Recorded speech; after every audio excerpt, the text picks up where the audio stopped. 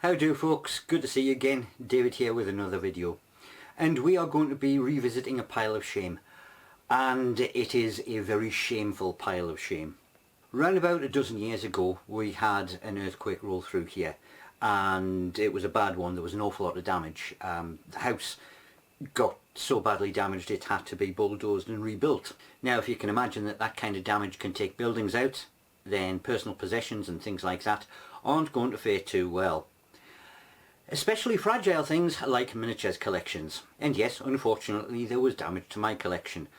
But none more so, unfortunately, than the very first section of the army that I did for my wife, her Space Orks. This is essentially the state of them after they were salvaged. And I'm sure you'll agree, it's a pretty sorry state. So it is probably high time that I stopped trying to ignore them and got on with giving them a clean up, a bit of a repair, see if there's any parts missing, and get them back on the tabletop.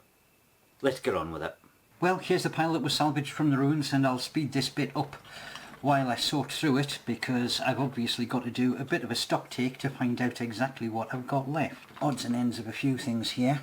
The thing I'm going to be doing is sorting them into various piles, damaged ones, undamaged ones. Obviously I'm going to need a pile for each of sort of like the separate vehicles, and of course there's a few other odds and ends of stuff that's mixed in here. So because it's just the Orks that we're after, then I'm going to separate those out as well. So what has the stock take given us? Well, we've got what looks to be all of a blue dragon there. That is good. I can get that sorted out for either fantasy or Warhammer.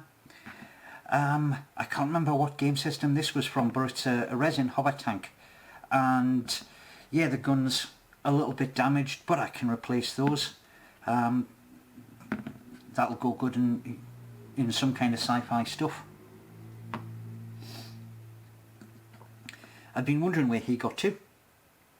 Needs a bit of a paint touch up, but that is one of my old D&D characters. Right.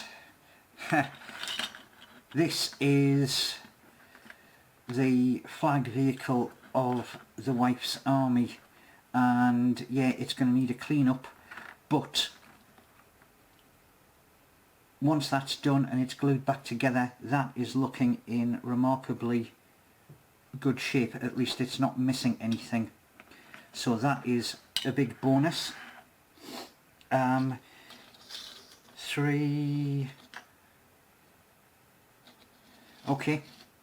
10 boys that are unscathed. I do need to do basing on those. For some reason I didn't do that the first time round. The other vehicle, now this is missing parts. It's missing the whole of the gun assembly. But I've got spare weapons and things like that, so I can fabricate something, and all it will do is just individualise it a little bit. So that's not too bad. Have I got everything for the war boss?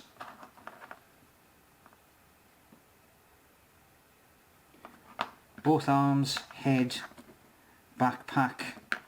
War boss is still there. And we've got a number of boys in various states of repair. Looks as if there's some missing slaughter bases there. But I should easily have enough spare parts still on the sprues to be able to make up for anything that's missing on there. Right, next thing is to get these all cleaned up with all of the grime off them. Okay, start of the cleanup. And the first thing I'm going to do, there's an awful lot of fluff on these, so this is just a very soft bristled, I think it's a makeup brush, and I'm just going to get as much of the sort of dust and detritus, that's a good word, off this as I possibly can. This isn't going to be the only part of the cleaning process. I am going to give them a bath in soapy water as well, but obviously for things like fluff, I don't want that to sort of dampen down and congeal onto them. I want to get as much of that off as I possibly can. Hence the use of the brush. But you know what, that's actually come up quite nice already. Okay, I'll get on with the rest of them. Bath time. Alright, look, getting the dry stuff off with the brush has actually brought them out quite nicely. The one thing is, obviously I'm well aware of the stuff that, and the particles that were kind of flying around at the time of the earthquake, so rather than have that kind of thing coating the models, I have simply got some warm soapy water. I'm not using anything other than detergent here. No simple green or any other cleaning fluids, because I don't want to damage the miniatures and I don't want to strip the paint. And I am just going to get the rest of the excess off there. And then I will leave them to dry. Right, so it has all been washed and dried, and now it is glue time. Now, I'm going to see how plastic cement goes on some of them. I do have some metal ones which I need the super glue for, back when you could actually get metal miniatures as opposed to all of this resin stuff. But I am not 100% certain that polystyrene cement on the plastics will actually work adequately because of the old glue that is on there. So we shall just have to see. However, what I want to do is get all of the ones glued together that are in pieces, and then I can actually tell what pieces for the troops are missing, and then we'll get those ones finished off at the end, just with whatever needs to be scavenged or made up. I'll get on with these guys. Okay, I've got everything reassembled and things are not looking too bad. There was only a couple of pieces missing on the boys. One gun arm there, and this guy lost a shoulder pad, so I've replaced those from spares, and that's all good.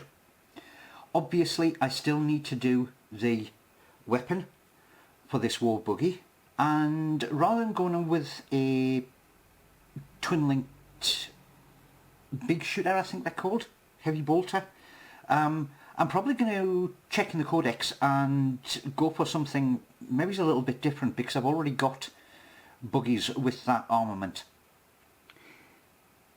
This lot do need to be based, and I will get the basing material on those now. But one thing that I did notice, and I'll show you in a close-up photo, for some reason everything that had bronze on it has had the colour washed out of it. So it's now kind of looking pink. So everything is going to need a little bit of a touch-up on its paint job. I'll do that off camera. If you want to see how I did the colour scheme, I will leave the link in the description on another set of orcs that I did. So that's going to be up in the top corner if you want to click on that. Otherwise, the next big job is going to be getting that weapon sorted. Then we should be about done. Okay, heading into the final stretch, and it is time for a kit bash, or I guess the orcs would call it a chop job. We've got to replace the weapon on this war buggy. Now, I've got one of the ones that I did in the last video here, just basically so that I can get the right sizing, especially for that arm mount there, and for kind of the length between where it joins on and the grips for the weapon, because it is still going to be the same style of guy, so everything does need to fit together. I have had a good scavenge through the parts box, and like I said, rather than doing a twin-linked heavy shooter, I'm going for something different, and I believe war buggies can take burners. Now, that's going to be the main part of the weapon body. That is off an old Milton Bradley Chaos Dreadnought, and it's kind of round about the right size, so that shouldn't look too out of place. This is from an old toy. I'll hack part of that off and use that as the mount. I've got some spare weapons on sprues here. They can donate the pistol grips, and to show some kind of jointing on it, I've got some leftover hubcaps from the buggies, and you know, they can be added to the gun mount, and just give it a bit of sort of gribbly bits. I am toying with the idea, with it being a burner, whether or not I should mount a big oil tank on there, We shall see. I shall decide on that once I've got the rest of the stuff cut out. So I will crack on with that. It's going to be a long, frustrating, time-consuming one, so I'll do that off camera and I'll show you the finished result. Hopefully everything going well.